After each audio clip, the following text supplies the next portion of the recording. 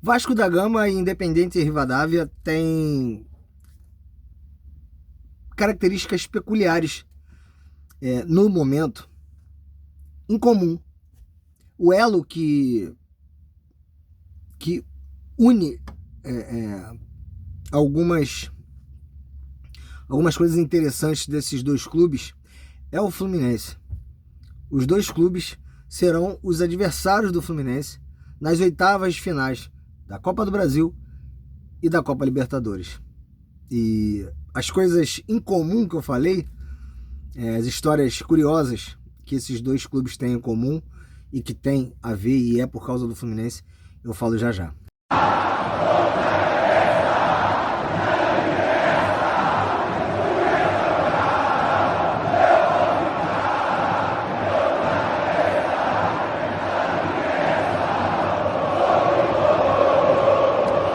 Saudações tricolores verde, branco e granal. Eu sou o Beto Serro, suburbano tricolor. Peço pra galera, desde já, se inscrevam no nosso canal. A gente está com a nossa meta de 1000 inscritos. Deixa o like, compartilhe os vídeos para que o YouTube possa entregar o nosso conteúdo para mais tricolores, tá bom? Eu tô trabalhando, tô em viagem, tô viajando, mas tenho um tempinho para fazer esse vídeo. Então, dá moral pra gente, se inscreve no canal e deixa o like, tá bom? Gente, que coisa, né, cara? Como o futebol. Por isso que a gente ama o futebol pra caralho, né, cara? O futebol conta algumas histórias que, cara, é foda, né? Pra quem acompanha a gente no Facebook, no Instagram, saiu um vídeo ontem do meu irmão falando sobre a história do River Plate de 2015, né? Que fez uma campanha tão ruim quanto a nossa em 2015. Acho que não sei se eles passaram com 7 ou com 8 pontos, como a gente passou. Mas fizeram uma campanha tipo Fluminense 2026, tá? Deixaram para classificar na última rodada com a ajuda do Tigres do México. Eles só passaram graças ao Tigres. No caso do River Plate, e isso é mais uma coisa que dá uma animação pra gente, né? Porque o River Plate fez uma fase de grupo de merda, bateu campeão, pô. Né? Se recuperou no mata-mata, foi passando e pegou o Tigres do México na final. Naquela época os times mexicanos jogavam a Libertadores. E aí? E o River porrou o Tigres e foi campeão. Se não fosse o Tigres, o River sequer se classificaria para as oitavas de final. Eles foram campeões em cima do Tigres, porque o futebol tem dessas coisas, o futebol é isso aí, né? O Tigres poderia deixar o River de fora, coisa que para mim não faz muito sentido, esse negócio de que, pô, será que eles vão perder para deixar a gente de fora porque é um clube grande?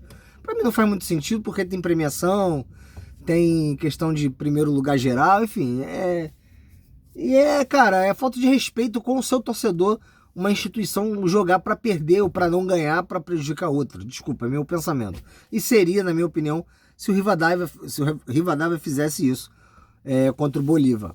Rivadavia é a primeira participação na Libertadores, tava tentando aí a primeira colocação geral. Eu até cheguei a falar num vídeo que eles fizeram a melhor campanha geral, mas não fizeram. O Flamengo fez a melhor campanha. Mas o Rivadavia, caso vá passando, ele só decidiria fora de casa na final. E a final já é fora de casa mesmo, porque é campo neutro.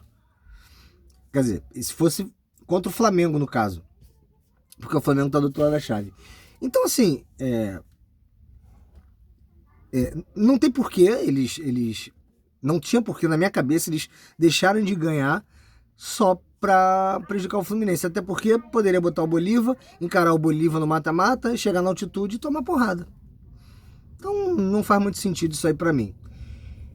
E aí a história do Fluminense de 2026 se iguala mais ou menos, ou se equivale, se equipara muito com a do River Plate de 2015. E quem sabe a gente possa ter o mesmo final dessa história, né? Bater campeão. Só não vai bater campeão em cima do Rivadavia, porque a gente vai pegar eles agora. Então, a gente...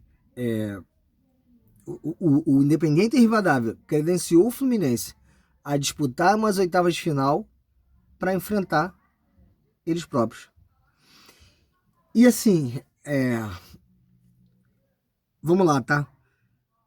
falei isso no outro vídeo e acho que é o pensamento que tem que ser agora acabou a primeira fase da Libertadores, é outra Libertadores que está começando. É claro que a gente sabe que se não houver contratações, se não houver um desmanche dos melhores jogadores na janela, né, o Hulk vai poder jogar, se ele puder ajudar, enfim. Aí a gente tem mais esperanças. Se não mudar nada, cara, fica difícil. Porque o Zubeldia não vai mudar as convicções dele, né? E o time não tá jogando mais porra nenhuma com o Zubeldia. Então a nossa esperança é ter uma renovação no elenco, alguns jogadores, porque é difícil você pensar que de forma orgânica simplesmente vai mudar alguma coisa. Embora você torça. E mesmo que não aconteça, essa renovação, essa mudança toda, pode acontecer do Fluminense vir no mata-mata voando, porque o futebol é assim. Então, assim, eu hoje não olho para o Independente Rivadavia como eu olhava na primeira fase. Sabe por quê? Porque agora a competição tá funilando. Agora, meu irmão, perdeu, rala. Então agora camisa e torcida vão contar mais do que nunca. Casca de Libertadores. O Fluminense é campeão de Libertadores. O Rivadavia está na sua primeira. Lógico que isso daí já condena o Rivadavia à eliminação? Não. Mas nós éramos os favoritos do grupo, não honramos com isso. E para esse confronto contra o Independente Rivadavia, com todo respeito e gratidão que eu tenho a eles, nós somos o favorito. Os favoritos. Nós somos os favoritos do confronto. Ponto. Isso não classifica o Fluminense automaticamente. A gente vai ter que jogar bola pra caralho, porque a gente tem visto, a gente tá vendo que o Rivadavia tá jogando bola. E só na camisa não vai ganhar. Tá certo? Então, o Fluminense tem que jogar bola. Só que a gente tem mais camisa, tem mais peso, tem mais tradição e é favorito, e isso aí é indiscutível. Muito, muito irônico, né? Do destino aí, da parte do destino aí. A gente pegar logo eles agora, logo agora, né? Mas futebol é isso aí. Então, que a gente faça um grande jogo, 2 grandes jogos, né? A gente vai fazer o primeiro no Maracanã. Que a gente já saia do primeiro jogo com um placar bom para que a gente possa segurar as pontas. Lá em Mendoza. Acho que vai ser em Mendoza o jogo. Pelo menos na primeira fase foi, eu não sei, nas oitavas. E falar do confronto da Copa do Brasil. Vasco da Gama, eu acho que o jogo contra o Vasco é primeiro do que da Libertadores. Rapaz, contra o Vasco é uma coisa mais complexa. Por quê? Porque, na minha opinião, não existe favoritismo.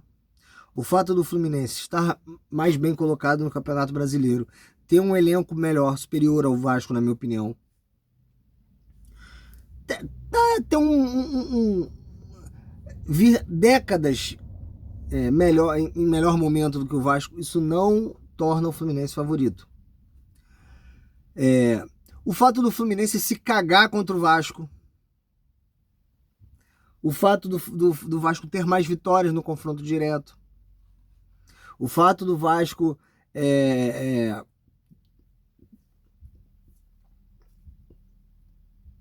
ter, não só no histórico do confronto direto, mas nos últimos confrontos, né? Na última Copa do Brasil, o Vasco ter eliminado o Fluminense numa semifinal, isso não credencia o Vasco ao favoritismo.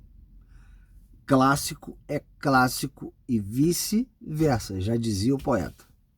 Não há favorito. É lógico que eu tenho certeza que o vascaíno, claro, numa média, né? Não tá com medo do Fluminense. Mas ele não está com toda a certeza que ele fala nas redes sociais. Você pode ter certeza disso. É um fato que o Fluminense se borra pro Vasco. É um fato isso. Isso é a mais pura verdade. E não é de hoje. Tá? O Fluminense foi eliminado da Copa do Brasil em 2006 pelo Vasco. Os times eram bem equivalentes, tá? Só que o Fluminense massacrou o Vasco os 2 jogos. Massacrou o Vasco nos 2 jogos. Eu fui nesses 2 jogos no Maracanã. E foram 2 vitórias do Vasco. Numa semifinal também. Então, cara... Então, com certeza, o vascaíno não está com medo do Fluminense.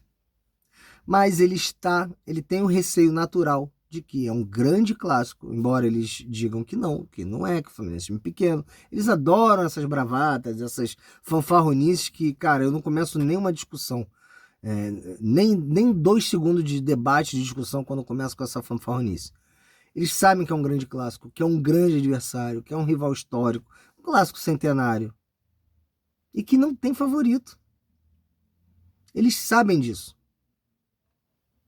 E eles, com certeza, no interior deles, eles falando entre eles lá no grupo deles, do WhatsApp, eles respeitam muito esse clássico.